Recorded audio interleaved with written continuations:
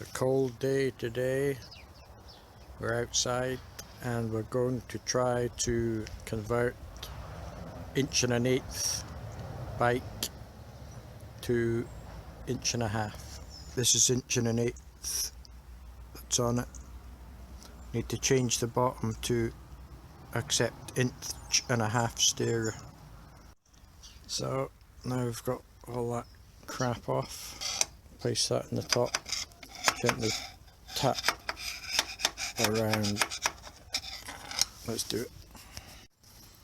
So after a few taps going around in a circle, this is the one that dropped out the bottom.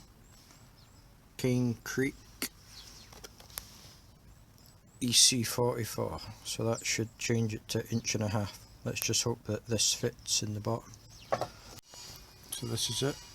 There's the race for the bottom of the headset, the bearing that goes inside, fork crown race, so everything you need. A 3mm gap there. I am hoping to upgrade to a different fork shortly, but for the time being this one's going to have to do. So I need to put this converter onto this steerer tube. Well, that was the most difficult part of the job, getting the crown race on top of this 1.5" converter.